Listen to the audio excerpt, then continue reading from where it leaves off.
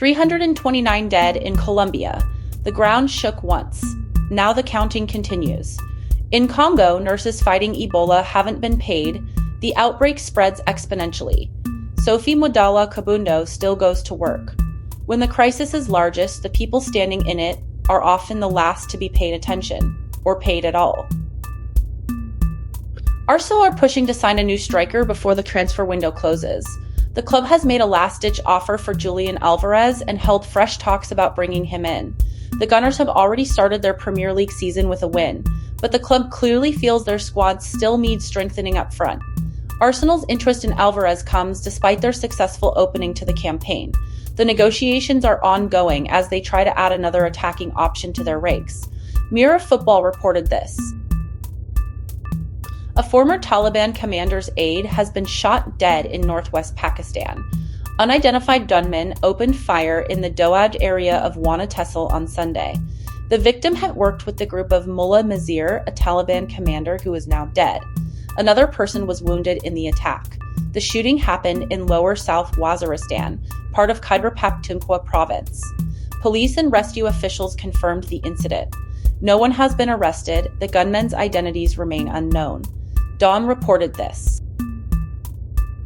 Political cartoonists across the country spend their weeks doing what they do best. They draw, they skewer politicians and current events with ink and satire. Every week, Matt Worker at Politico gathers up the best of these cartoons. He picks them from artists right across the political spectrum. The collection captures what he calls the foibles, memes, and hypocrisies of the week in politics. This week's selection is now available. Hundreds of cartoons get created each week. Worker has chosen the standouts. They're designed to entertain some readers and enrage others, depending on where you sit politically. Politico reported this. The United States government owes $40 trillion. That debt keeps growing. Ancient Sumerian rulers had a different approach. They used debt forgiveness as a regular economic tool to manage their societies. The New York Times is now asking why modern governments have abandoned this practice. In the ancient world, wiping out debts wasn't seen as radical. It was routine. The question being raised is whether something similar could work today. Debt cancellation once kept economies stable. Now we treat it as impossible. New York Times reported this. The editor of a U.S. military newspaper has been fired after raising concerns about potential censorship. Eric Slavin had given an interview in which he said censorship would be a red line in a hypothetical situation. He believes that comment led to his dismissal. Slavin worked for a publication that serves American military personnel. His case raises questions about editorial independence in outlets funded by the armed forces. The firing comes at a time when press freedom advocates are watching closely for any signs of pressure on journalists who cover the military. BBC World reported this.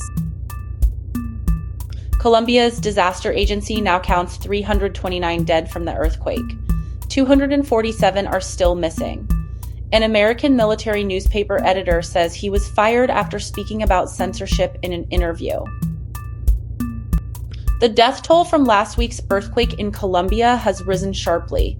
Officials now say 329 people are dead. Another 4,600 were injured, and 247 remain missing. The quake measured 7.4 on the Richter scale. It hit western and central Colombia on August 10th. More than 300,000 people have been affected across the country. They come from over 150,000 families. The damage spans 481 municipalities in 16 of Colombia's 32 departments. The National Disaster Risk Management Unit released those figures on Friday. MercoPress reported this. They arrived with big plans for Hollywood. Prince Harry and Meghan moved to California a few years ago, hoping to build new careers in entertainment and media. Those dreams appear to be fading now. The couple's star power has dimmed considerably since they left royal life behind. They join a long list of people who came to California with grand ambitions only to see them fall short. The Duke and Duchess of Sussex are now watching their riches and influence slip away in their adopted home. New York Times reported this. A footballer has made his debut in Saudi Arabia after completing a transfer on the same day. ThomasÂ Partey came off the bench in the 58th minute for Al-Shabab in their 1-1 draw with Al-Khalij. He'd only joined the Riyadh club hours earlier. The 33-year-old midfielder from Ghana played for 32 minutes in his first Saudi Pro League appearance. After the match, Partey said he was happy with the experience. He described it as amazing and said he liked it.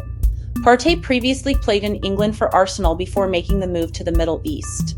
Ghana Soccernet reported this. Scientists have found a new way to study what lies beneath the Earth's surface. They're using thunder.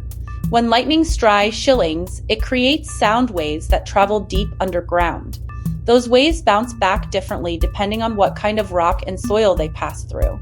Researchers have now shown they can capture these signals and use them to map underground geology. The technique works much like traditional seismic surveys, but it costs nothing and happens naturally during storms. It could help geologists explore remote areas where it's too expensive or difficult to bring in heavy equipment. The method is still being developed, but early results suggest thunder might become a useful tool for understanding what's hidden below our feet. Nature reported this. Healthcare workers battling an Ebola outbreak in the Democratic Republic of the Congo say they haven't been paid. The outbreak in the northeast of the country is growing rapidly. Sophie Madala Kabundo is a nurse at an Ebola treatment center there.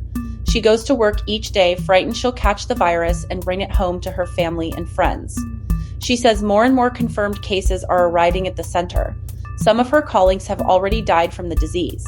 The workers describe facing serious obstacles and dangers as they try to contain what they call an exponentially spreading outbreak. Guardian Africa reported this.